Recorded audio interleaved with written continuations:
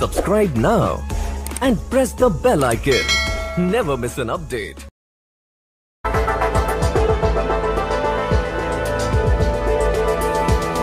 Welcome to ET unlimited. ఈరోజు నవ్యాంధ్రప్రదేశ్లోని అమరావతి రాజధానికి ప్రధాన కేంద్రమైన తుళ్ళూరు గ్రామంలో ఉన్నాము. తుళ్ళూరు మండలానికి సంబంధించి తెలుగుదేశం పార్టీ సీనియర్ నాయకుడు మాజీ మండలాధ్యక్షుడు అయినటువంటి జొన్నలగడ్డ కిరణ్ కుమార్ గారితో ప్రత్యేక ముఖాముఖి పార్టీకి సంబంధించిన అంశాల మీద, అభివృద్ధి కార్యక్రమాల మీద, ప్రజలు ఎలాంటి స్పందన ఉంది అనే విషయాల మీద చర్చించుకుందాం.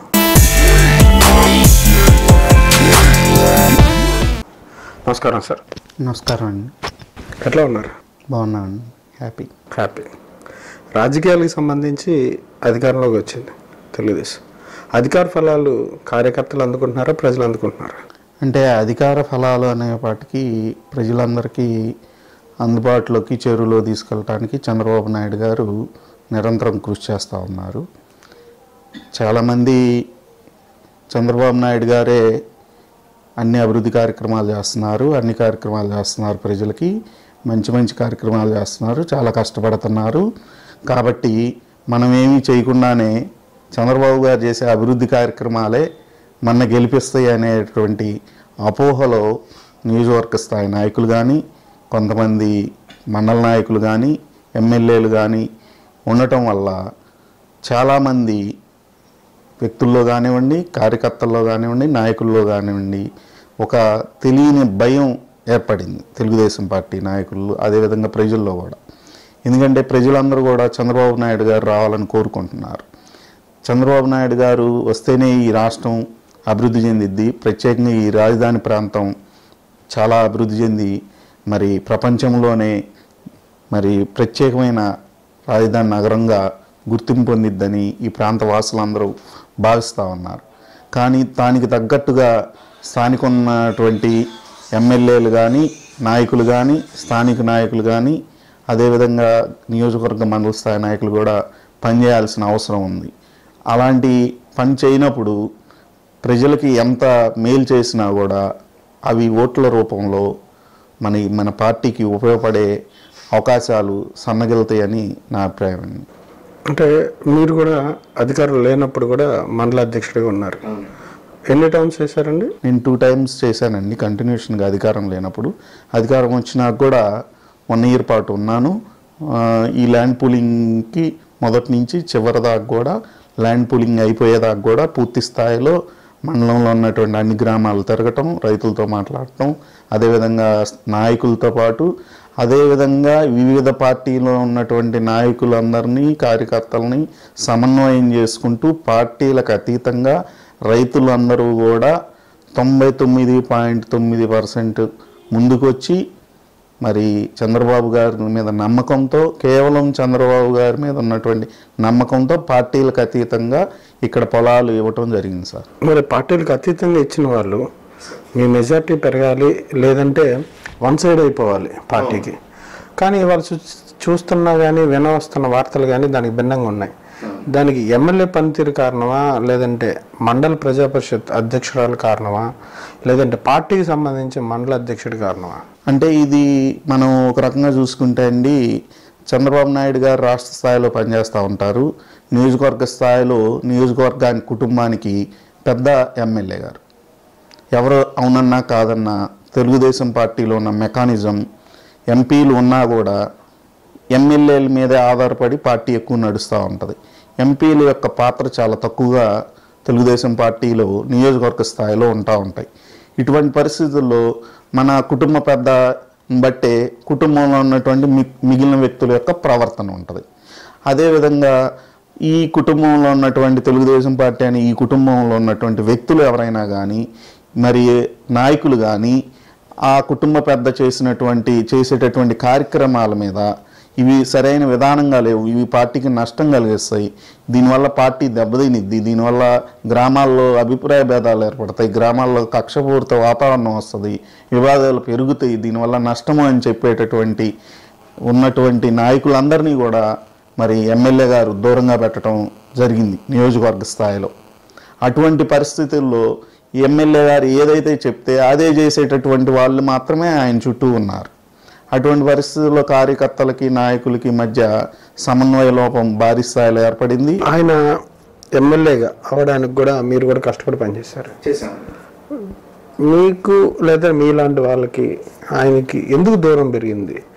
ఎవరు చెప్పుడు మాటలు వినాల్సిన సిచ్యువేషన్? అంటే చెప్పుడు మాటలు విన్నారు, ఇంకొకరి మాటలు విన్నారు అనే దానికంటే కూడా అండి 5 సంవత్సరాల పాటు ఓడిపోయి ఇక్కడ నియోజకవర్గంలో ఉన్నారు. నియోజకవర్గంలో ఇక్కడ స్థానికంగా లేరు, హైదరాబాద్లో ఉండి ఇక్కడ పార్టీని ఆపరేట్ చేసేవాళ్ళు. పూర్తి స్థాయిలో ఇక్కడ నియోజకవర్గ స్థాయిలో మేమే పార్టీని చూసుకునే వాళ్ళం. అంటే మేమంటే ఏ మండలంలో ఉన్న వాళ్ళు ఆ మండలం నాయకులందరం కూడా సమన్వయంతో చూసుకుంటా కార్యక్రమాలు ఏర్పాటు చేసుకుంటా, మాకున్న కుటుంబ పెద్ద ఇన్ఛార్జిగా శ్రావణ్ గారు ఉన్నారు కాబట్టి ఆయన ఇన్వైట్ చేసుకుంటా మేము కార్యక్రమాలు నడుపుకుంటా వెళ్ళేవాళ్ళం. ఆయన హైదరాబాద్లో నివాసం ఉండేవాళ్ళు అప్పట్లో అధికారం లేనప్పుడు. పూర్తి స్థాయిలో మేమే కార్యక్రమాలు చేసేవాళ్ళం, శ్రావణ్ కుమార్ గారు కూడా పాల్గొనేవాళ్ళు. అలా ఇక్కడ పూర్తి స్థాయిలో ఎవరేంటి ఎలాంటి వాళ్ళు అన్నీ కూడా ఆయనకి వ్యక్తిగతంగా తెలుసు. ఆయనకి తెలియంది ఏమీ లేదు, అన్ని విషయాలు ఆయనకి తెలుసు. కానీ కూడా దురదృష్టవశాత్తు ఎమ్మెల్యేకి గెలిచిన 2-3 నెలల నుంచే కూడా ఆయన యొక్క వ్యవహార శైలిలో మార్పు రావటం, అందరూ కూడా చాలామంది మొదటి నుంచి పార్టీ కోసం పనిచేసిన వాళ్ళందరూ చిన్నగా దూరం అవటం, ఈ నియోజకవర్గ స్థాయిలో పోస్టు గ్రామ స్థాయిలో మండల స్థాయిలో నియోజకవర్గ స్థాయిలో భారీ స్థాయిలో ఆయనకి నాయకులు కానీ కార్యకర్తలు దూరం అయ్యారు. ముఖ్యంగా ఆయనలో లౌక్యం లోపించటం అనేది ఎక్కువ మంది చెబుతున్న అభిప్రాయం. అదేవిధంగా కలుపుగోలుతనం, లౌక్యము, వెళ్ళంగానే చక్కగా పలకరించటం అలాంటి కార్యక్రమాల మూలానే ఎక్కువగా దూరం అయ్యారు. జనరల్గా నాయకులు కాంట్రాక్టులు లేవనో పదవులు లేవనో లేకపోతే ఇంకోటి లేదనో ఏదన్నా ఒక పదవి ఉంటే 2-3 ఆశించి దూరం అవటం అనేది పార్టీల్లో సహజంగా ఉండే సిస్టమ్. కానీ ఏ పదవి ఆశించిన వాళ్ళు కూడా చాలామంది దూరం అయ్యారు. దాన్ని మనం ప్రత్యేకమైన దృష్టితో చూడాలి. దానికి కారణం ఏంటంటే కార్యక్రమాల్లో కలుపుకొని పోకపోవటం మూలాన ప్రతి కార్యక్రమాల్లో కలుపుకోపోవటం మూలం. ఇంకోటి ప్రత్యేకంగా చూడాల్సిన పని ఏంటంటే ఒకసారి రాలేదు, 2 సార్లు రాలేదు మీటింగ్కి, 3 సార్లు రాలేదు, ఇంకా వీళ్ళు రావట్లేదని వదిలేయటం. అంటే పార్టీ మీద హ్యాపీగా ఉండి వీళ్ళు రావట్లేదా, వచ్చినా ఏం జరగట్లేదు, ఏమీ పట్టించుకోవట్లేదు, మన పలకరించట్లేదు, మనం గౌరవించట్లేదు, అలాంటప్పుడు వెళ్ళాల్సిన అవసరం లేదని దూరంగా ఉంటున్నారా అనేది రెక్టిఫై చేసుకోవాల్సిన అవసరం కుటుంబ పెద్దగా పార్టీ పెద్దగా ఆయన మీద ఉంది. ఆయన ఏమీ రెక్టిఫై చేసుకోకుండా నా కోసం చేస్తున్నారా, చంద్రబాబు గారి కోసం చేస్తారు, వాళ్ళ పార్టీ కోసం పనిచేస్తారు అనే దృక్పథంతో ముందుకెళ్ళటం వల్ల ఇటువంటి నష్టాలన్నీ వస్తూ ఉన్నాయి. ఇదే ఇప్పుడు పామర్ కాన్స్టిట్యున్సీ కొన్ని కాన్స్టిట్యున్సీస్లో ఎక్కడైతే రిజర్వేషన్ ఉన్న కాన్స్టిట్యున్సీలో ఈ రకమైనటువంటి ప్రవర్తన అందరి నుంచి ఫిర్యాదులు వస్తూ ఉన్నాయి. కానీ ఈ రెక్టిఫై చేయడానికి మీలాంటి సీనియర్లు కావచ్చు, లేదంటే మీకన్నా ఇంకా ఎక్కువ సీనియర్లు కావచ్చు, ఈ ప్రాబ్లము ఎదుర్కొనే వాళ్ళు కావచ్చు, ఇవన్నీ అధిష్టానం దృష్టికి తీసుకెళ్లడం ఇట్లాంటివి ఏం చేయలేదు. యాక్చువల్గా ఏంటంటే అండి, మాకంటే ఇంకా సీనియర్ నాయకులు ఉన్నారు. వాళ్ళలో కూడా కొంతమందికి పదవుల మీద ఆశ ఉన్న వాళ్ళు ఉంటారు. మా బోటి నాయకులకి మాకు పార్టీ కావాలి, పదవులతో పెద్ద పని లేదు, పదవులు ఇస్తే చేయమంటే చేస్తాం, అది పార్టీ కోసం. పార్టీ అధికారం లేనప్పుడు మళ్ళీ అవసరమైతే కష్టపడమంటే కష్టపడతాం. అంతే తప్పితే కొన్ని కారణాల వల్ల కొంతమందికి పదవుల మీద ఆశ ఉండొచ్చు, కొంతమందికి కాంట్రాక్టులు ఇంకోటి ఉండొచ్చు. ఏముంది, మన పని జరిగిపోతుంది కదా, నడిపేస్తే పోయింది, తర్వాత ఏదైతే మనకేముంది అనే కారణాలు ఉంటాయి కొంతమందికి. ఆ కారణాల వల్ల కొంతమంది దగ్గరగా ఉండొచ్చు, కానీ దగ్గరగా ఉన్న మనస్ఫూర్తిగా ఎవరు కూడా ఎమ్మెల్యే అంట మనస్ఫూర్తిగా ఉండట్లేదండి. దూరంగా ఉన్న వాళ్ళే హ్యాపీగా ఉన్నారు. అంటే హ్యాపీగా అంటే మనసు ప్రశాంతంగా ఉంది దూరంగా ఉన్న వాళ్ళకి, కానీ ఇబ్బందులు పడుతున్నారు. ఇప్పుడు మనం చూసుకుంటే 10 సంవత్సరాల అధికారం లేనప్పుడు ఎన్ని కేసులు అయితే ఎదుర్కొన్నాము, ఇప్పుడు మనం అధికారంలోకి వచ్చిన 5 సంవత్సరాల్లో వైఎస్ఆర్ పార్టీ మీద ఉన్న కేసులు చాలా తక్కువ, 1-2 కూడా లేవు, లెక్క వేసుకునే అన్ని కూడా లేవు. కానీ తెలుగుదేశం పార్టీలో ఉన్న వాళ్ళ మీద కేసులు ఎక్కువైనాయి. ఎవరు పెడుతున్నారంటే ఎమ్మెల్యే గారు అండదండతో కొంతమంది స్థానిక నాయకులు కేసులు పెడుతున్నారు. మండలం మొత్తం ఇదే పరిస్థితి, మండలంలో ఎక్కువ గ్రామాల్లో ఇదే పరిస్థితి. అంటే ఎందుకని ఆర్థికంగా దెబ్బతీయాలన్నా, ఆర్థికంగా అవ్వచ్చు, మానసికంగా అవ్వచ్చు, లేకపోతే కుటుంబ పరంగా దెబ్బతీయచ్చు. ఏ విధంగా అయినా మనం చెప్పినట్టు వినాలి, మనం చెప్పినట్టు చేయాలి అనే సిస్టమ్ మూలాన. ఇంకొక ఇబ్బందికరమైన పరిస్థితి ఏంటంటే పార్టీలో ఒక బలవంతంగా పార్టీ నుంచి దూరం చేయటం, సైకాలజికల్ దాడి. అంటే మానసికంగా ఆర్థికంగా నష్టం చేస్తే వీళ్ళని అదే పనిగా ఇబ్బందులు గురి చేస్తూ ఉంటే ఆటోమేటిక్గా పార్టీకి కార్యకర్తలు నాయకులు దూరం అవుతారు. సామాజిక వర్గ పరంగా మీ యొక్క డామినేషన్ పెరగడం వల్ల కూడా ఇలాంటివి జరుగుతాయని ఎమ్మెల్యే సంబంధించి జరుగుతూ ఉంది, వస్తూ ఉంటాయండి. ఇలాంటి సిచ్యువేషన్స్లో మీకు బేసికల్గా మీరు అందరూ కూడా పెద్దలు, మీరు కూడా మీడియాలో ఉంటారు, మీరు కూడా ఆలోచించాలి, పార్టీ కూడా ఆలోచించాల్సిన అవసరం ఉంది. ఇక్కడ ఇది ఎస్సీ రిజర్వ్ కాన్స్టిట్యున్సీలో దరిదాపుగా 1983 నుంచి కూడా ఎస్సీలే పోటీ చేస్తారు, ఓసీలు ఇక్కడ పోటీ చేయరు.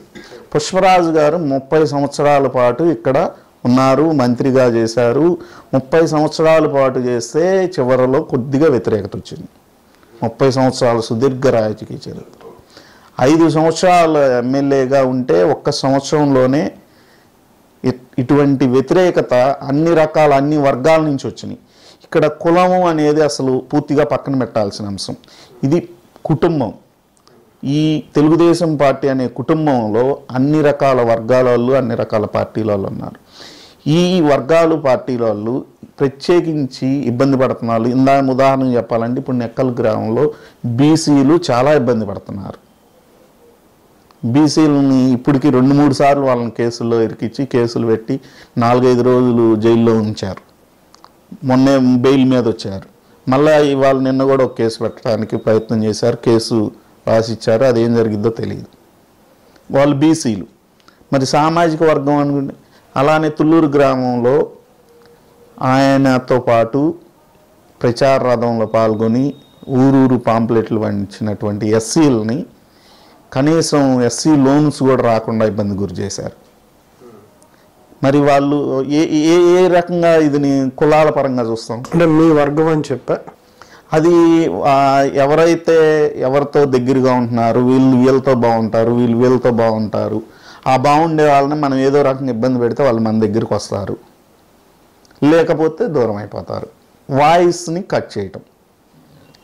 పార్టీలో ఎవరైతే ఇది పార్టీకి ఇబ్బందికరమైన పరిస్థితులు ఉన్నాయి, పార్టీకి నష్టం వస్తుంది అంటే మీ వాయిస్ వినపడుతుందని కట్ చేశారా, లేదంటే ఓవరాల్గా ఇంకా ఎదుగుతున్నాడు ఈయన అంటే ఇక్కడ వ్యక్తిగతంగా ఎంత ఎదిగినా అండి, మనం ఏం ఎమ్మెల్యేగా పోటీ చేయలేము, లేకపోతే మనం ఇంకొక పదవి కాంపిటీషన్ వెళ్ళట్లేదు, అలాంటిది కాదు. అది ఇదేంటంటే అది ఒక మైండ్ సెట్. ఇప్పుడు జనరల్గా ఒక రేంజ్ ఆఫీసర్కి చెప్పటమే ఉంటుంది కానీ కలుపుకొని చేయించుకోవటం ఉండదు. ఆర్డర్ పాస్ చేస్తారు అంతే.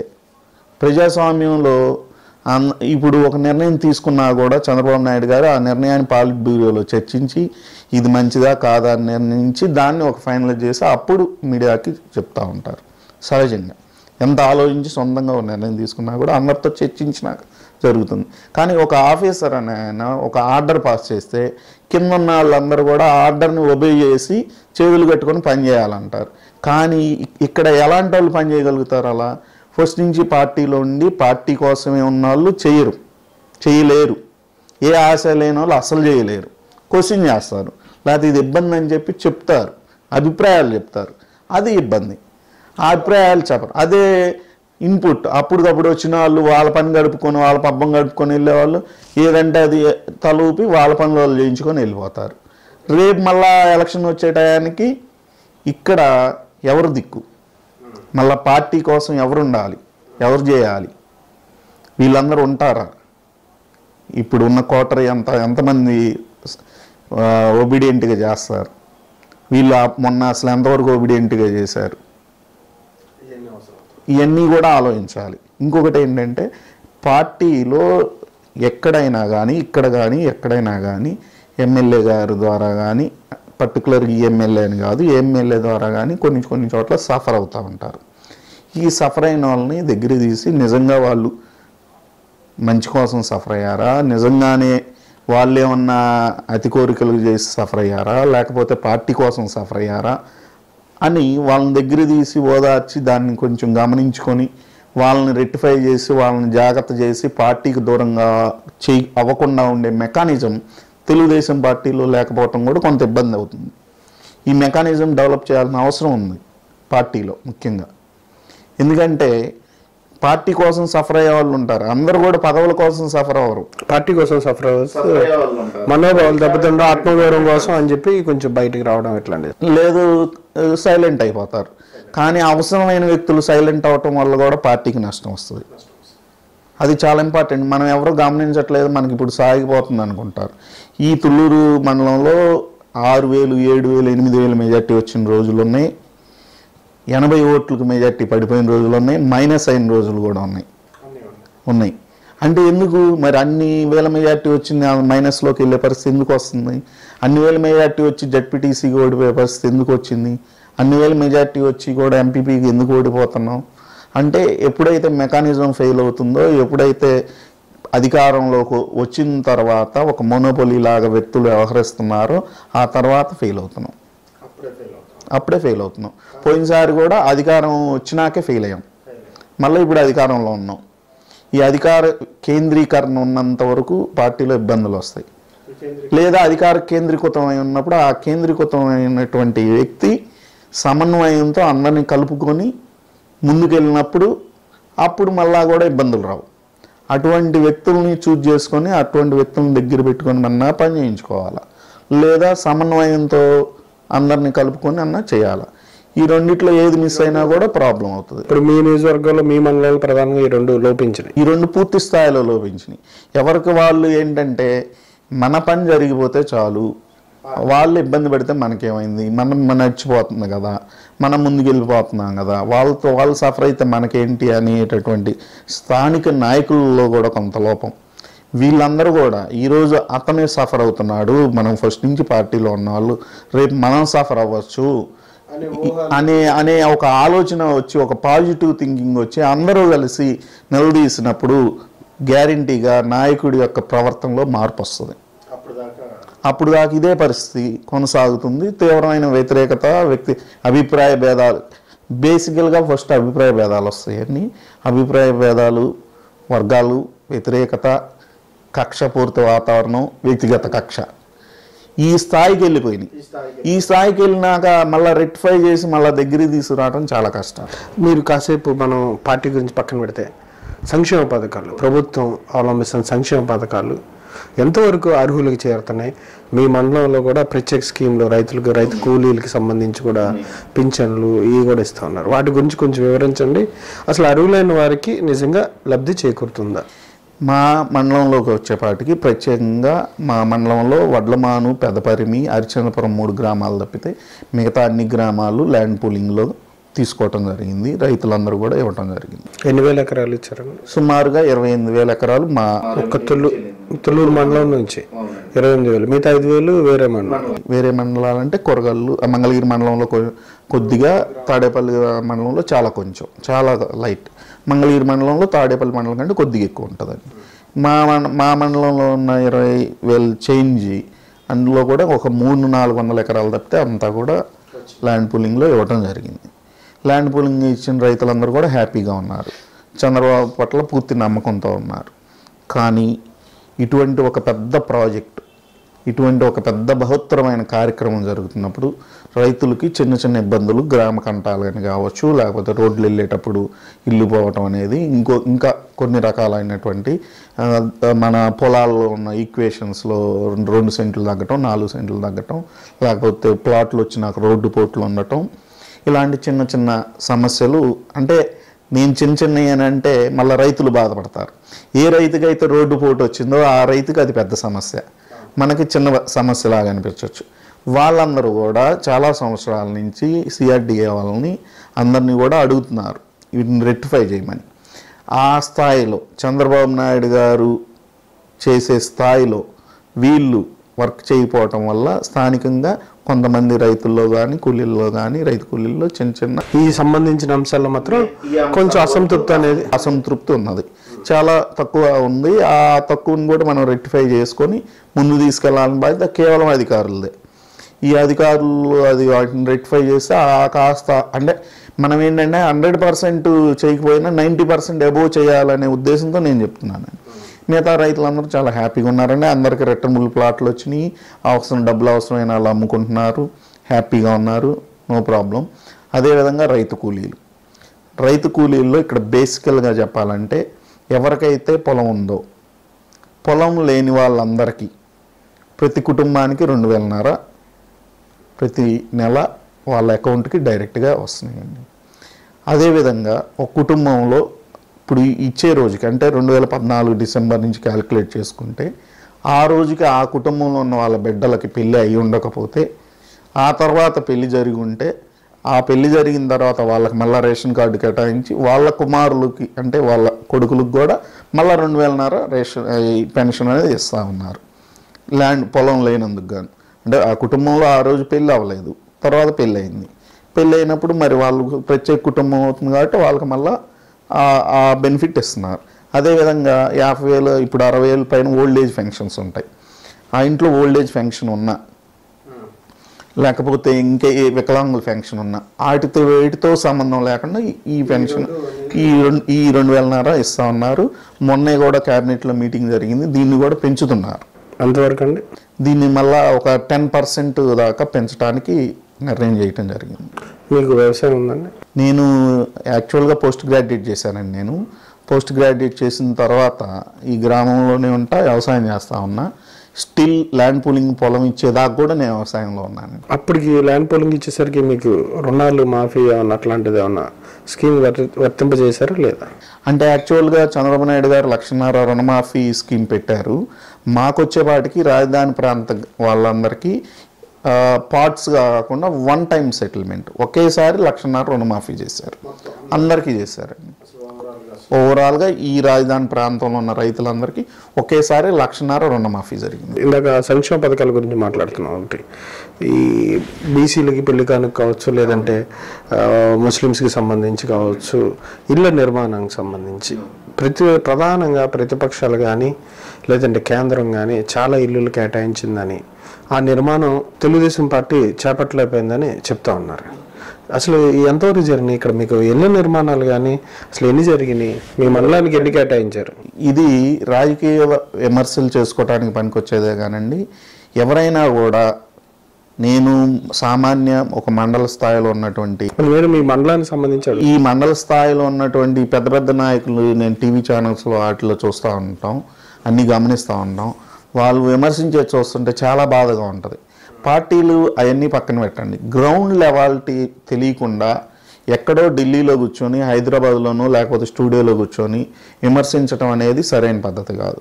మీరు అమరావతి గురించి విమర్శించదలుచుకున్నారు, అమరావతి వచ్చి ఒకసారి సందర్శించండి, ఇక్కడ ఉన్నటువంటి రైతులతో మాట్లాడండి, ప్రజలతో మాట్లాడండి, కార్యక్రమాలు చూడండి, వీటిల్లో లోటుపాట్లు ఏమైనా ఉంటే తెలుసుకోండి. వాటిని విమర్శించి ప్రభుత్వం దృష్టికి తీసుకెళ్ళి ఇంకా మంచిగా అయ్యేటట్టు చేస్తే మేమందరం కూడా సంతోషిస్తాం, వీళ్ళని కూడా అభిమానిస్తాం. కానీ వీళ్ళు విషం చిమ్ముతున్నారు, ఇక్కడ ఈ ప్రాంతం మీద విషం చిమ్ముతున్నారు. ప్రత్యేకంగా ఇక్కడ బ్రహ్మాండమైన అభివృద్ధి జరుగుతుంది. అసలు ఇక్కడ ఏంటంటే ఈ అభివృద్ధికి ఇంత తక్కువ టైంలో జరిగే అభివృద్ధికి కొన్ని వేల లారీలు, టిప్పర్లు, ఈ డస్ట్తో మేము ఎట్లా ఇబ్బంది పడుతున్నామని ప్రజలందరూ కూడా మేము ఈ డస్ట్తో ఇబ్బంది పడుతున్నాము, ఇంత ఫాస్టెస్ట్ అభివృద్ధి చూసి ఇబ్బంది పడుతున్నామని ఇక్కడ ప్రజలు అంటే మీరు అక్కడ ఒక ఇటుకరాయి కూడా వేయలేదు, లేకపోతే అది జరగలేదు ఇది జరగలేదని అక్కడ విమర్శిస్తూ ఉన్నారు. ప్రత్యేకంగా పేదల గురించే చెప్పాలంటే ఈరోజు మేము కట్టుకోవాలంటే బ్రిక్స్తో కట్టుకుంటున్నాం. కానీ చంద్రబాబు నాయుడు గారు ఫుల్ కాంక్రీట్తో ఇక్కడున్న ప్రతి భేదాలకు 3 డివిజన్స్ సార్. ఇక్కడ 1 పొలం ఉన్న రైతు, 2 పొలం లేని వ్యవసాయ కూలి, స్థలం ఉండి అంటే ఇంటి స్థలం, ఇంటి జాగా లేదా ఇల్లు ఉండి పొలం లేదు, 3 ఇల్లు లేదు, పొలం లేదు, స్థలం లేదు. 3 కేటగిరీలు. రైతుకేమో కౌలు, రిటర్నబుల్ ప్లాట్, ఇల్లు ఉన్నది లేదా స్థలం ఉన్నది. స్థలం ఉన్నదానికి పక్కా ఇల్లు లేదనుకోండి, పక్కా ఇల్లు కట్టుకోవడానికి డబ్బులు, స్థలం ఉంటే ఆ స్థలంలో ఇల్లు కట్టుకోవడానికి డబ్బులు ఇవ్వటం. ఆ 2 లేవు, అంటే స్థలం లేదు, ఇల్లు లేదు. వీళ్ళందరినీ 2014 డిసెంబర్లో మనం ఎప్పుడైతే రాజధాని ఇక్కడ అనౌన్స్ చేశారో ఆ రోజు ఇంటింటికి తిరిగి ల్యాప్టాప్లో మొత్తం ట్యాబుల్లో ఫీడ్ చేసి సర్వే చేసి ఎవరైతే ఇల్లు లేవో వాళ్ళందరినీ సర్వే చేసుకొని వాళ్ళందరినీ రికార్డ్ చేసి వాళ్ళకి సరిపడా అన్ని గ్రామాల దగ్గర ఇల్లు కట్టించడం పూర్తయింది. కొన్ని గ్రామాల లాటరీ తీసి ఇల్లు కూడా కేటాయించడం జరిగింది. అదేవిధంగా ఇంకొన్ని గ్రామాల్లో కేటాయిస్తూ ఉన్నా. అయితే ఈ గ్రూప్ హౌసింగ్ కట్టేటప్పుడు ఏమవుతుందంటే తుళ్ళూరు గ్రామం పెద్ద గ్రామం, ఈ గ్రామం దగ్గర ఒక 700 ఇల్లు కట్టారు. ఈ 700 పక్కనున్న చిన్న చిన్న విలేజ్ వాళ్ళకు కూడా ఇక్కడే కేటాయిస్తారు. ప్రతి చిన్న విలేజ్కి కేటాయించడం ఇది రాజధాని ప్రాంతం కాబట్టి కుదరదు. అంటే ఏ ఊరికి ఆ ఊర్లోనే గ్రూప్గా చేయడానికి కుదరదు. అట్లా 4-5 ఊళ్ళకి ఒక చోట కట్టి అరేంజ్ చేశారు. కొన్ని ఊళ్ళో ఆల్రెడీ లాటరీ తీసి ఇచ్చారు, కొన్ని చోట్ల అవగాహన సదస్సులు పెట్టి ఇప్పుడు కేటాయించబోతున్నారు. ఆ ఇళ్ళన్నీ నిర్మాణం ఇక్కడ జరిగి ఉంది, బ్రహ్మాండంగా ఉంది. తుళ్ళూరులోనే చేశారు. తుళ్ళూరులోనే మా ఇప్పుడు మనకి చాలా దగ్గరలో ఈ పక్కనే 800 ఇళ్ళు కట్టి రెడీగా ఉన్నాయండి. వాటి మీద అవగాహన సదస్సు ఇప్పుడు జరుగుతూ ఉంది. ఈ మండలం ఉన్న గ్రామాల్లో ఉన్న వాళ్ళకి అందరే కాదు సార్, మళ్ళీ మందడంలో ఉంది, అనంతవరంలో కట్టారు, అట్లా ఈ మండలంలో 3 చోట్ల కట్టారు సార్. మొత్తం మీద మండలం మొత్తం ఈ 3 చోట్ల మీద కట్టిన దాంట్లో 8,000 ఇల్లు కట్టారండి. మొత్తం కలిపి సుమారుగా 2,000 చిల్లర ఇల్లు కట్టారండి.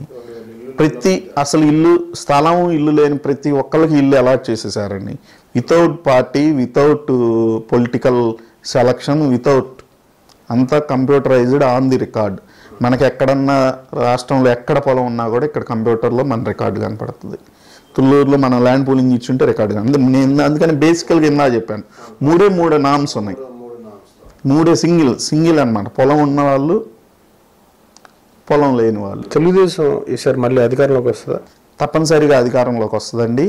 చంద్రబాబు నాయుడు గారు మరి లోటు బడ్జెట్లో ఉన్నటువంటి ఈ రాష్ట్రాన్ని మరి ముందుకు నడిపిస్తున్నారు ఎంతో కష్టపడి. అదేవిధంగా రాష్ట్రంలో అందరూ కూడా గమనిస్తూ ఉన్నారు. మరి ముఖ్యంగా మీ ద్వారా నేను కూడా విజ్ఞప్తి చేసేది ఏంటంటే, చదువుకున్న వాళ్ళందరూ కూడా ఈ యొక్క పరిస్థితులు, రాష్ట్ర పరిస్థితులు అన్నీ కూడా అర్థం చేసుకుని ప్రతి ఒక్కళ్ళు కూడా ఎలక్షన్ అప్పుడు ఓటు హక్కును వినియోగించుకుంటే సరైన నాయకుడిని ఎన్నుకోవడానికి అవకాశం ఉంటుందండి.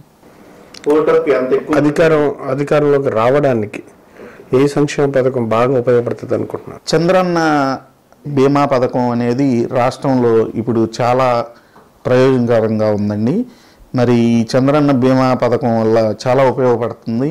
మరి కుటుంబ పెద్దను కోల్పోయినా, కుటుంబంలో ఎవరైనా కోల్పోయినా, మరి యాక్సిడెంట్ ద్వారా కోల్పోతే 5 లక్షలు ఇవ్వటం, అదేవిధంగా మామూలు సహజ మరణానికి అయితే 2 లక్షలు ఇవ్వటం అనేది చాలా మంచి స్కీమ్ అండి. ఈ స్కీమ్ వల్ల ఒక పెద్దను కోల్పోయినప్పుడు కుటుంబానికి ఒక భరోసా, నేనున్నాను అటువంటి ఒక భరోసా మరి ముఖ్యమంత్రి గారి ద్వారా కానీ, తెలుగుదేశం ప్రభుత్వం ద్వారా కానీ ఆ కుటుంబానికి జరుగుతూ ఉంది. సీఎం రిలీఫ్ ఫండ్ ద్వారా మీ మండలం కావచ్చు, మీ గ్రామంలో కావచ్చు, ఎంతమందికి ఆ పథకం? సార్, సీఎం రిలీఫ్ ఫండ్ ఒకప్పుడు చాలా తక్కువ మందికే దాని గురించి అవగాహన ఉందండి. ఇప్పుడు మ్యాక్సిమం యూటిలైజ్ చేసుకుంటున్నారు సీఎం రిలీఫ్ ఫండ్ని. మోకాళ్ళ ఆపరేషన్లకు కానివ్వండి, చాలా ఎన్ఓసీలు తెచ్చుకొని చాలామంది మోకాళ్ళ ఆపరేషన్లు చేయించుకున్న వాళ్ళు ఇక్కడ స్థానికంగా చాలామంది ఉన్నారు. అదేవిధంగా రాష్ట్ర వ్యాప్తంగా ఉన్నారు. అదేవిధంగా ఇంకో విషయం ఏంటంటే అండి, మనకి ఎన్ఓసీ తెచ్చుకునే టైం లేకపోతే ఆల్రెడీ మనకు కావాల్సిన ట్రీట్మెంట్ చేసేసుకొని బిల్లులన్నీ జాగ్రత్తగా చేసుకొని మనం ఆ లెటర్ తీసుకెళ్ళి మనం సీఎం రిలీఫ్ ఫండ్ పెట్టుకుంటే 50 నుంచి 80% దాకా దాంట్లో ఉన్న జెన్యూనాలిటీని బట్టి మరి సీఎం రిలీఫ్ ఫండ్ కూడా ఇవ్వటం జరుగుతూ ఉంది. Maximum utilization CM relief fund జరుగుతూ ఉందండి. చాలా లిబరల్గా ఇస్తున్నారు సీఎం రిలీఫ్ ఫండ్ కూడా. ఇప్పుడు ఇదివరకు ఇలా ఉండేది కాదు. వీటితో పాటు పాలనాపరమైనటువంటి బిజినెస్, సంక్షేమ పథకాలు, ఒక కొత్త నగరాన్ని నిర్మించడం, వీటన్నిటిలో అధికారుల పాత్ర గణనీయంగా చాలా పెద్ద ఎత్తున ఉంది. కానీ అధికారులు ఎవ్వరు, పార్టీ కార్యకర్తలు కావచ్చు, పదవుల్లో ఉన్నటువంటి నాయకుల మాట వినట్లేదు, ఏ పని సరిగ్గా జరగట్లేదు అంటున్నారు. మీ వరకు వస్తే మీ పరిస్థితి ఎట్లా ఉంది? అధికారులకి పార్టీ కానీ ప్రజలకు మధ్య ఎట్లాంటి సంబంధాలు నెలకొని ఉన్నాయి? అంటే అండి, అధికారులు వినటం లేదు అని అంటే దీన్ని మనం 2 దృక్పథాలతో చూడాలండి. గత కాలంలో పాలించినటువంటి నాయకులు అధికారులను అడ్డం పెట్టుకొని అధికారుల చేత చేయించిన పనులు, వాళ్ళు పడిన ఇబ్బందులు, అదే సిచ్యువేషను, అటువంటి పద్ధతి తెలుగుదేశం పార్టీ ప్రోత్సహించదు. అది చూసి 10 సంవత్సరాల పాటు అదే విధంగా మనం వ్యవహరించాలి అనుకునే కొంతమంది నాయకులకి అధికారుల యొక్క వ్యవహార శైలి నచ్చక ఇటువంటి ప్రచారం జరుగుతూ ఉండొచ్చు. అట్లాగని చెప్పి అధికారులు అందరూ కూడా చాలా బాగా చక్కగా పనిచేస్తున్నారు అని కూడా చెప్పలేము. కొద్దిమంది ఇబ్బందికరమైన వాతావరణం సృష్టించవచ్చు. ఎందుకంటే 10 సంవత్సరాల్లో అటువంటి మెకానిజంకి అలవాటు పడి ఉన్నారు. అటువంటి మెకానిజంకి అలవాటు పడి ఉన్నప్పుడు వాళ్ళు కూడా కొన్ని అపోహలు సృష్టించి ఇటువంటి మనస్పర్ధలు తీసుకొస్తూ ఉంటారు. అట్లానే పార్టీలో నాయకులు కూడా కొంతమంది ఆ 10 సంవత్సరాల పాటు చూసిన విధానాన్ని బట్టి మనం కూడా అలానే చేయాలి అనే ఒక దృక్పథం ఉండటం వల్ల ఇటువంటి మిస్అండర్స్టాండ్ వస్తూ ఉంటుందండి. అదేవిధంగా రైట్ వే, సరైన ఉన్న విషయాన్ని సరైన పద్ధతిలో అధికారులు చేయనప్పుడు నిలదీసి చేయించుకోవాలనే బాధ్యత నాయకులకు ఉంది. అటువంటి నిలదీసి చేయనప్పుడు అధికారులని నిలదీయాల్సిన అవసరం ఉంది. దానికి కింద నుంచి పార్టీ పరంగా కానీ లేకపోతే ప్రజాప్రతినిధులు కూడా సహకరించి పనిచేయాల్సిన అవసరం ఉంది ప్రజలకి. ఓవరాల్గా ఆ మాత్రం ఉండాలంటారు, పని చేయించుకోవాల్సిన బాధ్యత కానీ హక్కు కానీ ఉండాలి అంటారు. నిరుద్యోగ భృతి చివరి నిమిషంలో ఇంప్లిమెంట్ చేశారు. ఎంతవరకు అర్హులకి చేరుతుంది నిరుద్యోగ భృతి కావచ్చు, లేదంటే మిగతా సంబంధించి? దరిదాపుగా అన్ని స్కీములు పారదర్శకంగా జరుగుతూ ఉన్నాయి. ఈ 2 వేస్. ఒకటి, పార్టీ పరంగా చూస్తే అభివృద్ధి సంక్షేమ కార్యక్రమాలన్నీ డైరెక్ట్ ప్రజలకే వెళ్తున్నాయి. డైరెక్ట్ చంద్రబాబు గారి నుంచి డైరెక్ట్ ప్రజలకే వెళ్ళినప్పుడు స్థానిక నాయకుల యొక్క పాత్ర దీనిలో లేనప్పుడు రేపు భవిష్యత్తులో మమ్మల్ని ఎవరు గౌరవిస్తారు అనేది ఒక వే. ఇంకో వే అంటే వీళ్ళ పాత్రని ఎక్కువ పెడితే అది సరైన విధంగా వీళ్ళు వ్యవహరించిన వ్యక్తులు చేతుల్లోకి వెళ్తే అందరికీ సరైన దిశలో ఈ కార్యక్రమాలు వెళ్ళవని చంద్రబాబు నాయుడు గారు పార్టీల అతీతంగా అందరికీ చేరే విధంగా చేస్తూ ఉన్నారు. దాని మూలాన పార్టీలో కొంత అసంతృప్తి ఉంటుంది. ఎందుకు ఉంటుంది? ఎవరైతే మేము పెత్తనం చేయాలి, లేకపోతే మా పాత్ర ఏంటి, మేమేంటి, వాళ్ళు మా దగ్గరికి రావాలి, మేము ఇవ్వాలి, ఏదో మనం సొంతది ఇచ్చినట్టు ఫీల్ అవ్వాలి, మన మీద ఆ ఫీలింగ్ రావాలనే వాళ్ళకి మాత్రమే, అటువంటి నాయకులకు మాత్రమే ఈ వ్యతిరేకత ఉంటుంది. మిగతా వాళ్ళకు ఉండదు. పార్టీని డైరెక్ట్గా సంక్షేమ ఫలాలు వాళ్ళకి వెళ్తాయి. వాళ్ళకి వెళ్ళినాక వాళ్ళందరినీ మనం కన్విన్స్ చేసి ఓటింగ్ చేయించుకోవాలి. ఈ చిన్న లైన్ ఉంటుందండి. ఈ లైన్ మూలానే ఇటువంటి ప్రాబ్లమ్స్ వస్తూ ఉంటాయి. అదేవిధంగా నిరుద్యోగ భృతి లాస్ట్ మినిట్ అనే కంటే కూడా అండి, మీ అందరికీ తెలిసిన విషయమే. నిరుద్యోగ భృతి ఇవ్వాలి అంటే ఎన్ని వేల కోట్లు కావాలో మీకు తెలుసు. ఈ రాష్ట్రం ఎంత అప్పుల్లో ఉందో మీకు తెలుసు. ఈ రాష్ట్రంలో ఇన్ని కార్యక్రమాలు చేయాలి, ఇచ్చిన హామీలన్నీ నెరవేర్చాలంటే అన్నీ ఒకసారిగా జరగవు. అన్నీ ఒకేసారి జరిగే పరిస్థితి ఉండదు. దశల వారీగా ఇంప్లిమెంటేషన్ చేసుకుంటూ వస్తూ ఉన్నారు. దానిలో భాగంగానే నిరుద్యోగ భృతి కూడా అంతా ఆన్లైన్ సిస్టమ్ చేశారు. ఎక్కడా కూడా వేరే నాయకుల దగ్గరికి వెళ్ళాల్సిన పని లేదు. మనం విఆర్ఓ దగ్గరికి వెళ్ళచ్చు, డీలర్ దగ్గరికి వెళ్ళచ్చు. డైరెక్ట్ మనం వేలుముద్ర వేసి మన సర్టిఫికేట్లన్నీ స్కాన్ చేసి ఆటోమేటిక్ సిస్టమ్ చేశారు. ప్లస్ కట్ ఆఫ్ డేట్ పెట్టలేదు. కాబట్టి ఎటువంటి ఇబ్బంది లేకుండా ముందుకెళ్తూ ఉంటాయి. ఏమన్నా చిన్న ఇబ్బందులు వస్తే వాటిని రెక్టిఫై చేసుకొని వాటికి సరైనవి అయితే స్థానిక ఉన్న నాయకులు కూడా మండల స్థాయి జిల్లా స్థాయి అధికారులను సంప్రదించి వాళ్ళకి పనిచేయాల్సిన బాధ్యత ఉంది. పార్టీ సభ్యత్వ నమోదు ఎన్ని చేయించారు, ఎన్ని మళ్ళీ రీఎంబర్స్మెంట్? దరిదాపుగా ప్రతి సంవత్సరం కూడా పార్టీ సభ్యత్వ కార్యక్రమాలు పరిపూర్ణంగా పూర్తవుతున్నాయి. మొట్టమొదట మరి ఈ సిస్టమ్ పెట్టినాక నేనే మండల పార్టీ ప్రెసిడెంట్గా ఉండిన పరిస్థితి. ఆ టైంలో మాత్రం చాలా ఇబ్బందికరమైన పరిస్థితులు ఎదుర్కొన్నాం మేము. ఏ రకంగా ఎదుర్కొన్నామంటే, ఒక సభ్యత్వ కార్డు అంతకుముందు పేరు రాస్తే సరిపోయేది. కానీ కొత్త సిస్టమ్ లోకేష్ గారు ప్రవేశపెట్టడం వల్ల ప్రతి ఒక్కళ్ళ బయోడేటా పూర్తి వివరాలు మొత్తం కూడా కంప్యూటర్లో ఫీడ్ చేసి ఆటోమేటిక్గా అప్డేట్ అయిన తర్వాత వాళ్ళకి సభ్యత్వం నమోదైనట్టు స్లిప్ వచ్చేది. ఈ సిస్టమ్ అంతా చేయటానికి అప్పుడు చాలా ఇబ్బంది పడి ఒక 5 టెక్నికల్గా కూడా విలేజెస్కి సంబంధించి నాలెడ్జ్ తక్కువ ఉంటుంది. వాళ్ళందరికీ అప్లికేషన్ ఫిలప్ చేయటం, లేని ఖాళీగా ఉన్నాయి మళ్ళీ తెప్పించుకోవటం, మళ్ళీ చేయటం, మళ్ళీ ప్రాసెస్ చేయటం అన్నీ టెక్నికల్గా పర్ఫెక్ట్గా మొత్తం పూజ చేసి మా నియోజకవర్గంలోనే బ్రహ్మాండంగా తుళ్ళూరు మండలం చేయటం జరిగింది. అప్పుడు ఆ తర్వాత నుంచి ఇంకా ఆటోమేటిక్, ఆ తర్వాత నుంచి ఇంక ఈ సిస్టమ్ అంతా అవసరం లేదు. మన పాత కార్డు ఉంటే 2 seconds, నెంబర్ ఉంటే 5 seconds, ఇంకా పెద్ద ప్రాబ్లం లేదు. ఆటోమేటిక్ రెన్యువల్ చేసుకోవచ్చు. బాగానే చేశారంటారు? బాగానే జరిగిందండి. ఆటోమేటిక్గా రెన్యువల్ చేసుకోవచ్చు. మళ్ళీ ఇంకా కావాలంటే కొత్త సభ్యుడు చేరాలంటే మళ్ళీ ఫార్మా అంతా ఫిలప్ చేయాలి. మీరు రాజకీయాల్లోకి వచ్చిన తర్వాత ప్రజాప్రతినిధిగా ఏం పదవులు చేశారు? సార్ నేను మొట్టమొదటిసారిగా తెలుగు విద్యార్థిగా చేశాను చదువుకునేటప్పుడే.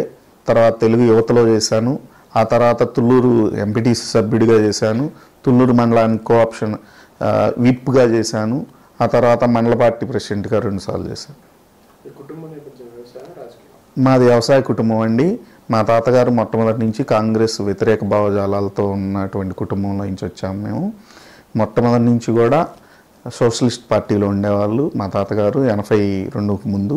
అప్పట్లోనే సర్పంచ్గా ఈ గ్రామంలో పనిచేశారు 10 సంవత్సరాల పాటు. తెలుగుదేశం పార్టీ వచ్చినాక మా సోషలిస్ట్ పార్టీకి సంబంధించి మా తాతగారికి సంబంధించిన గ్రూప్ మొత్తం కూడా తెలుగుదేశం పార్టీలో చేరి అప్పటి నుంచి తెలుగుదేశం పార్టీ వెంటే నడుస్తాం. తెలుగుదేశం పార్టీ వెంటే ఇప్పుడు మనం ఇందాక ఏదో చర్చించుకున్న అంశాల్లో పార్టీలో ఉన్న లోపాలు కానీ ప్రజలకి ఎక్కడైతే దూరం అవుతున్నటువంటి పార్టీ కేడర్ని దగ్గర చేయాలంటే మీరు ఎట్లాంటి అవలంబించారు? అట్లాంటి ప్రయత్నాలు ఏం చేశారా? అదే ఈ మరీ ముఖ్యంగా ఇక్కడ పార్టీలో ఇబ్బంది పడుతున్నటువంటి అందరికీ మరి మా వంతుగా అండదండలుగా ఉండటం, అదేవిధంగా ఇంత ఇబ్బంది పడుతున్నా కూడా మేము ఎక్కడా కూడా పార్టీని ఇబ్బంది పరిచే సంఘటనలకి పూనుకోపోవటం, అదేవిధంగా మేము పార్టీ చెప్పిన అన్ని కార్యక్రమాల్లో కూడా మా వంతుగా మేము పనిచేస్తూ ఉన్నాం. తిత్లీ తుఫాన్ వచ్చింది.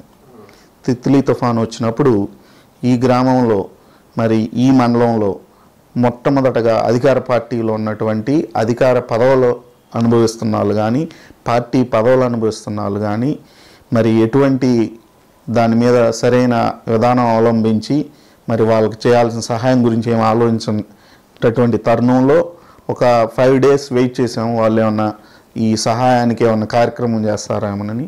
వాళ్ళు ఎటువంటి కార్యక్రమం చేయకపోవటం వల్ల వెంటనే మేము టేకప్ చేసి మండల స్థాయిలో మా రైతులందరి దగ్గర ఇష్టం ఉన్నటువంటి ప్రజల దగ్గర పార్టీ క్యాడర్ దగ్గర అందరినీ కలిసి గ్రామానికి తిరిగి అందరినీ కలిసి మేము కూడా కొంత కాంట్రిబ్యూట్ చేసి సుమారుగా 40-50 లక్షల విలువైన దుస్తుల్ని మరి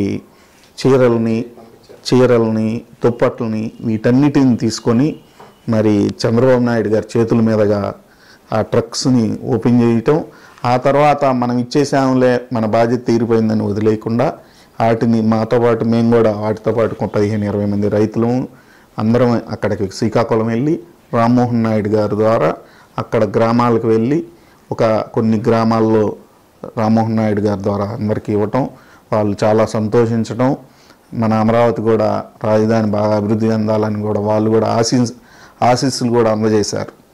మీరు ఇటువంటి మంచి కార్యక్రమం చేశారు, ఇక్కడ దాకా వచ్చారు అని చెప్పి వాళ్ళు కూడా ఆశీస్సులు అందజేశారు ఈ అమరావతి ప్రాంతాన్ని. భవిష్యత్తులో కూడా మేము చంద్రబాబు నాయుడు గారికి చెప్పాము, ఎటువంటి విపత్కర పరిస్థితులు వచ్చినా పార్టీ పరంగా కానీ లేకపోతే ఆంధ్రప్రదేశ్ అవసరాల కోసం ఏ ప్రాంతంలో కూడా ఇబ్బందికరమైన పరిస్థితులు వచ్చినా మీ యొక్క ఆశీస్సులతో మీ యొక్క అండదండలతో మేము ఆర్థికంగా ఇక్కడ బలమైన శక్తులుగా ఎదిగాం కాబట్టి మా వంతుగా మేము సహాయ సహకారాలు ఈ రాష్ట్రానికి ఈ ప్రజలకి మీ ద్వారా అందజేస్తామని ఆ రోజు కూడా తెలియజేయటం జరిగింది. అన్నా క్యాంటీన్లు మీ మండలంలో వచ్చినాయి? అవునండి, తుళ్ళూరులో ఉందండి. తుళ్ళూరు గ్రామంలో ఉంది, వెలగపూడి గ్రామంలో ఉంది. చాలా బ్రహ్మాండంగా జరుగుతున్నాయి. ఇక్కడ పనిచేస్తున్నటువంటి వర్కర్స్కి చాలా ఉపయోగంగా ఉన్నాయి. ఇవి గుంటూరులో కూడా చాలా ప్రాంతాల్లో పెట్టడం జరిగింది. నేను ఈ మధ్య చూస్తూ ఉన్నా. ఇది చాలా మంచి కార్యక్రమం, చాలా బాగుంది. భవిష్యత్తులో ఇంకా చాలా ప్రాంతాల్లో కూడా వీటిని పెట్టాల్సిన అవసరం ఉంది. చివరిగా వైసీపీ జనసేన వీటి ఎఫెక్ట్ ఎంతవరకు ఉంటుంది ఓట్ల విషయంలో? వ్యతిరేక ఓటు కావచ్చు, లేదంటే సామాజిక వర్గంగా ఓట్లు చీల్చుకునే విధానం ఎక్కడా కూడా అండి, ఏ దేశంలో కానీ మన రాష్ట్రంలో కానీ ఏ రాష్ట్రంలో అయినా కానీ సామాజిక పరమైన ఓట్లతో ఏ పార్టీ కూడా మనుగడ సాధించలేదు. పార్టీలో కుల వ్యవస్థ అనేది ఏ పార్టీ కూడా కుల వ్యవస్థతో రాణించలేదు. పార్టీ అనేది కులాలకు అతీతంగా మతాలకు అతీతంగా ఉండాల్సిన వ్యవస్థ. ఏ సామాజిక వర్గం అయినా కూడా ఒక కులంతో ముందుకెళ్ళలేదు. అదేవిధంగా వైఎస్ఆర్ పార్టీ కానీ జనసేన పార్టీ కానీ కులముద్ర వేసుకొని ముందుకెళ్తే ఏం జరిగేది లేదు. పైగా అనుభవం లేని నాయకులు ఉన్నారు. అంటే ఎఫెక్ట్ ఉండదు అంటారా? అంటే డ్యామ్ షూర్గా గ్రామ స్థాయిలో నువ్వు ఒక పార్టీలో ఉంటే నేను ఒక పార్టీలో ఉండాలని కొంత సిస్టమ్ ఉంటుంది. అది ఆ విధంగా కొన్ని చోట్ల పార్టీ కేడర్ ఉంటుంది. అదేవిధంగా రాష్ట్ర స్థాయిలో రాజశేఖర రెడ్డి గారి మీద ఉన్న అభిమానం మూలాన కానివ్వండి, బేసికల్గా తెలుగుదేశం పార్టీ మీద ఉన్నటువంటి బేసిక్ వ్యతిరేకత మూలాన కానీ వాళ్ళందరూ కూడా ఆ పార్టీలో పనిచేస్తూ ఉంటారు. మీరు పార్టీలో పనిచేశారు, మీలా చాలామంది పనిచేశారు, అధికారం లేనప్పుడు పనిచేశారు. నామినేటెడ్ పోస్ట్ మీరు అడగలేదా? నామినేటెడ్ పోస్ట్ గుర్తించే స్థాయిలో మీరు పనిచేయలేదా? గుర్తించే స్థాయిలో పనిచేయలేదు అని అనటానికి ఆస్కారం లేదు. ఎందుకంటే తెలుగుదేశం పార్టీలో మేము పనిచేస్తూ ఉన్నాం. అప్పటికి మన చేతుల్లో ఎంపీపీ లేదు, జడ్పీటీసీ లేదు, మనం అధికారంలో లేము. ఆ కాలంలో పనిచేసి ఇక్కడ మంత్రిగా పనిచేస్తున్నటువంటి వ్యక్తుల్ని ఎదుర్కోవటంలో కానీ, కేసుల్లో కానీ, మరి నాయకులకు కానీ, అదేవిధంగా కార్యకర్తలకు కానీ అండదండలు ఆర్థికంగా, అదేవిధంగా వ్యక్తిగతంగా అండదండలు ఏర్పాటు చేసి అన్ని కార్యక్రమాలు ముందుండి చూసాం. అదేవిధంగా ఆ తర్వాత కాలంలో మరి జడ్పీటీసీ గెలవటం జరిగింది. పంచాయతీలు కూడా 90% గెలిచాము, 1-2 తప్పితే మండలంలో. అదేవిధంగా ఎంపీపీ గెలిచాం. ఆ తర్వాత అసెంబ్లీ ఎలక్షన్లో మనం గెలిచాం. అంటే ఈ అన్నీ గెలవటానికి, ఇవన్నీ చేయటానికి, ఈ కార్యక్రమాలు అన్నీ చేయటానికి నా వంతు పాత్ర ఈ మండలంలో లేకుండా మండల పార్టీ ప్రెసిడెంట్గా అందరినీ కోఆర్డినేట్ చేసుకుంటా ముందుకెళ్తేనే జరుగుతుంది. అదేవిధంగా మండలంలో చాలామంది సీనియర్ నాయకులు ఉన్నారు, పెద్ద పెద్ద వాళ్ళు ఉన్నారు. వాళ్ళందరినీ గౌరవిస్తా, వ్యక్తిగతంగా గౌరవిస్తా, పార్టీ పరంగా గౌరవిస్తా, అందరినీ సమన్వయం చేసుకొని గ్రూపులు లేకుండా పార్టీని ముందుకు నడిపినటువంటి వ్యక్తిని నేను. మరి మీకెందుకు నామినేటెడ్ పోస్ట్ ఇవ్వాల? ఈ పార్టీ అధికారం వచ్చిన తర్వాత, అధికారాల్లోకి వచ్చిన తర్వాత చాలామంది వెళ్ళి నాకు అది కావాలి, ఇది కావాలి, నాకు ఇది చేయండి, అది చేయండి అని వెంటబడతా ఉంటారు. మీరు అడగలేదని ఇవ్వలేదా? నేను ఎప్పుడు కూడా నాకు ఈ పదవి కావాలని చెప్పి అడగలేదు. అంటే అడగలేదని ఇవ్వాలి. మండల పార్టీ ప్రెసిడెంట్ కూడా నేను ఎప్పుడు అడగలేదు. పార్టీలో అందరూ కలిసి తనైతే పార్టీకి ఉపయోగపడింది, పార్టీకి మంచి బాగుంటుంది, ఇప్పుడు అన్ని కోఆర్డినేట్ చేయగలరు, ముందుకు నడపగలడని నాకు అప్పచెప్పారు బాధ్యత.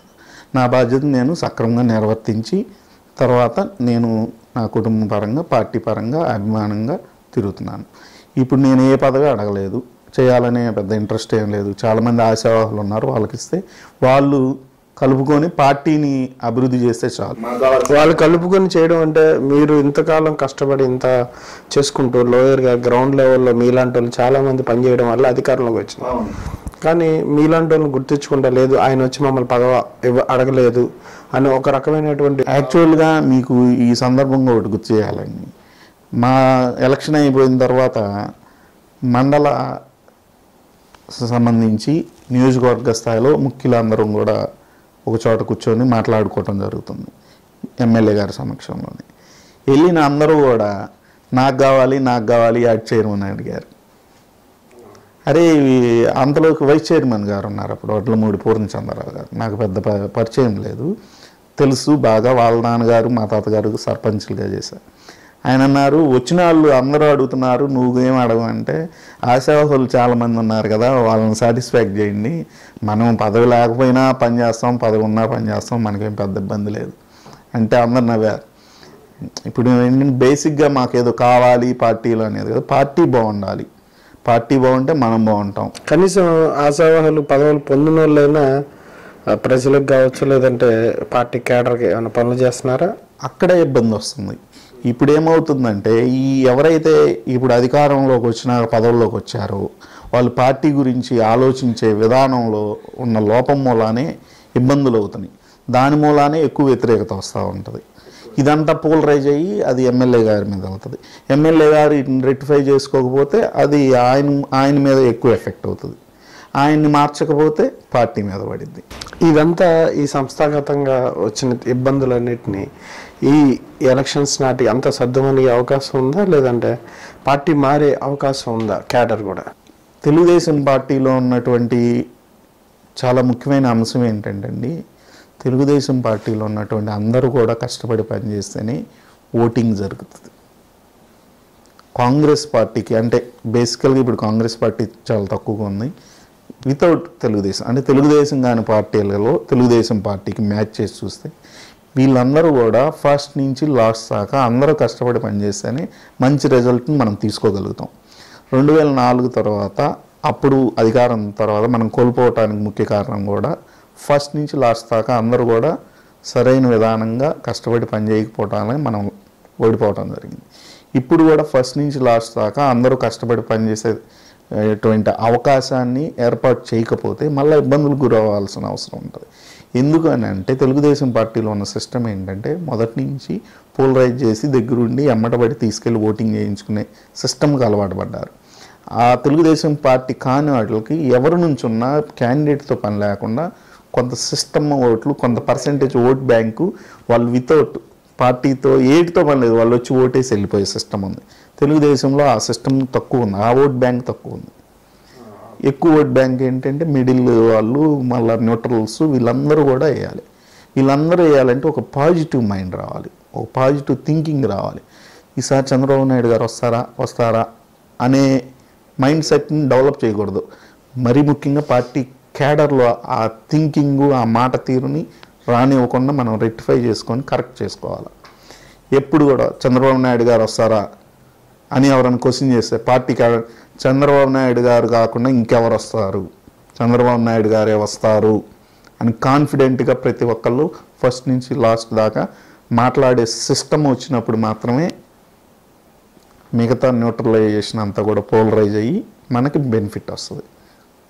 మీ ఆలోచన విధానం, మీరు పనిచేసే పద్ధతితోనే మిమ్మల్ని వెనక్కి లాగేశారా? అవునండి. ఇక్కడ ఏంటంటే బేసికల్గా పార్టీ చంద్రబాబు నాయుడు గారు ఎక్కడో ఉంటారు, పార్టీ కొన్ని వేల మంది, కొన్ని లక్షల మంది కార్యకర్తలు, వేల మంది నాయకులు ఉంటారు.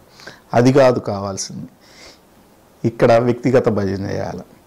ఈ వ్యక్తిగత భజన చేయాల్సినంత అవసరం పదవులు కావాలనుకున్న వాళ్ళకే కావాలి, మాకు అవసరం లేదు. మేము పార్టీ గురించి ఆలోచిస్తాం. కాబట్టి అటువంటి ఇబ్బందులు ఉన్నాయి. ప్లస్ కష్టపడి పనిచేసిన వాళ్ళు ఆ 5 సంవత్సరాలు, ఆ 10 సంవత్సరాలు ఏం జరిగింది, ఏంటి, ఏ ఊళ్ళో ఎట్లా ఉంది అన్నీ తెలుసు. మేమేం చేస్తాము, ఏదైనా విషయం వచ్చినప్పుడు గట్టిగా మాట్లాడతాం. లేటెస్ట్గా వచ్చిన వాళ్ళకి ఆ ఎన్నిటితో పని లేదు. అప్పుడు పని అప్పుడు జరుపుకొని వెళ్ళిపోతారు, పబ్బం గడుపుకొని వెళ్ళిపోతారు. వాళ్ళతో ఇబ్బంది లేదు. మనం ఏదంటే అంటే కుటుంబ పెద్ద ఆదినాయకుడు అంటే ఎమ్మెల్యే గారు ఏదంటే మిగతా వాళ్ళు అదే.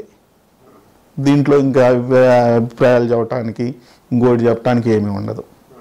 అది హ్యాపీగా జరిగిపోద్ది. కానీ ఇప్పుడు ఈ 6 నెలలు మళ్ళీ అందరూ అవసరం. ఈ 6 నెలల నుంచి మళ్ళీ వ్యవహార శైలి మారింది. వ్యవహార శైలి మారినంత మాత్రాన నమ్మే పరిస్థితుల్లో పనిచేసిన వాళ్ళు, దగ్గరగా పనిచేసిన వాళ్ళు ఎవరు లేరు. మీరు లోకల్ బాడీస్లో ఏమైనా కంటెస్ట్ చేస్తారు?